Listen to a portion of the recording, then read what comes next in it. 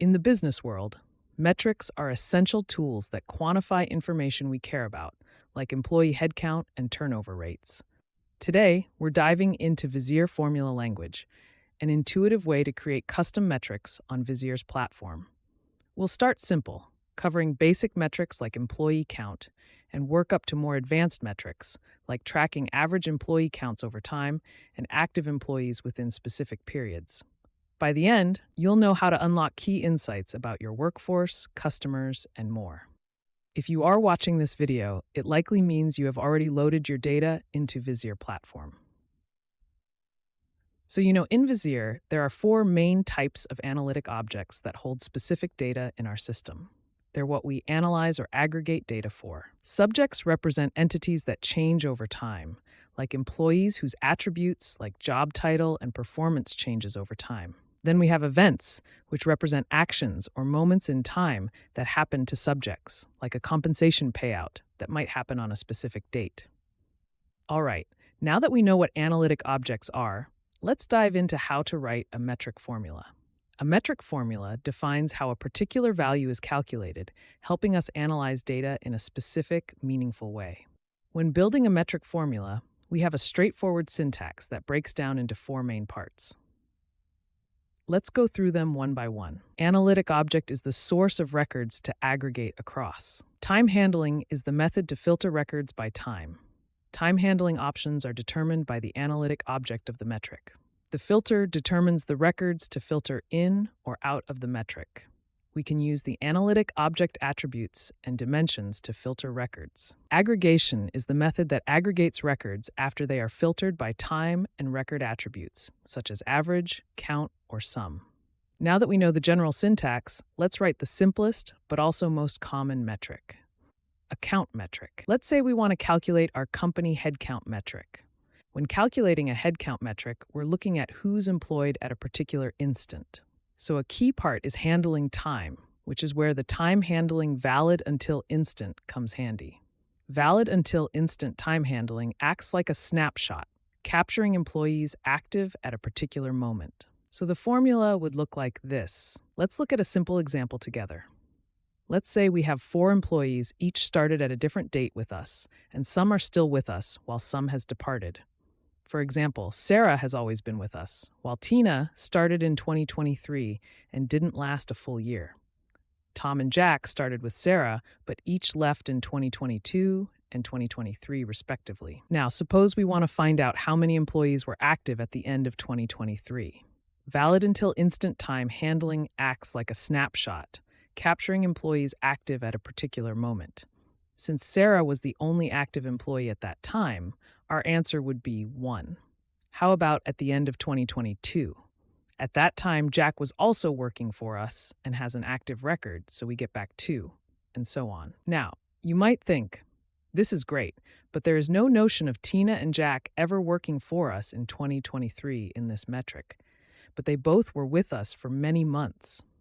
What if I want to calculate the average headcount over each year instead of exact headcount at the end of the year? Let's talk about a more advanced formula that's especially useful when we want to calculate the average employee count over time.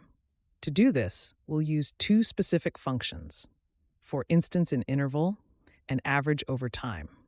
These functions let us get a meaningful average headcount by considering employees active within a given interval. Let's break it down. This time, forInstantsInInterval time handling focuses on specific points within a time interval.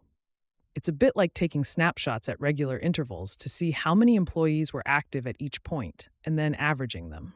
The average over time aggregate function uses the trapezoid rule under the hood. It approximates the area under the curve by averaging each point we've selected. So, why use forInstantsInInterval and average over time instead of just counting employees? Well, metrics like average headcount are often used to understand broader trends. Instead of a single static number, you get a more dynamic view of your workforce across time. This helps answer questions like, on average, how many employees were with us over the last quarter? Or, what's the average headcount across different departments over a year? Using forInstantsInInterval combined with average overtime can be applied to any scenario where you need to find an average over time. This metric approach is flexible and can be customized based on any subject you're analyzing, whether it's employees, projects, or customer data. You might be thinking, wow, this is powerful, but that's still not exactly what my executives want to see. I don't just want the employee count at the end of the year or an average count over the past year. What I really need is to capture any employee who worked for us at any point in the last year. Is that possible with VFL? The answer is yes. To track employees who were active at any time during a specific period, we'll use the function lastKnownStateByFilterIn. This function helps us capture the state of employees who were active during the selected interval, even if they left before it ended. Let's go over our example. This formula will include anyone who had an active period, even if they left midway. For example, both Sarah, Jack, and Tina would all be counted as active for the year, even if they weren't all working in December. This approach is helpful because it answers questions like, how many employees were active at any time in the past year? It's an important metric for executives who want to see total workforce engagement across a period rather than at a single point. And here's a tip. You can use this function with other analytic objects, not just employee. For example, suppose you want to track applicants active during an application period. The formula would look like this. Now that we've explored writing metrics for subject analytic objects, let's move on to events. Events in Visier represent actions or moments in time associated with subjects. For example, when an employee leaves the company or receives a recognition award, these are events that we can track and analyze. In VFL, writing a metric on an event is very similar to writing a metric on a subject, with one key difference: the time handling. For events, the most common time handling is occurred in, which captures events within a selected interval. To illustrate this, let's go back to our example.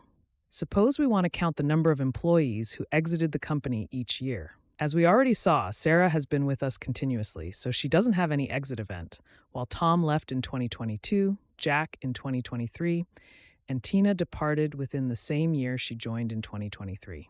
Using this formula, we'd find we had 2 exits, Tom and Tina, in 2023, and 1 exit, Jack, in 2022, and we didn't have any exits in the previous years. Needless to say, you can narrow down the type of exits you're interested in. For example, if you only want to count employees who retired, you could add a filter by condition.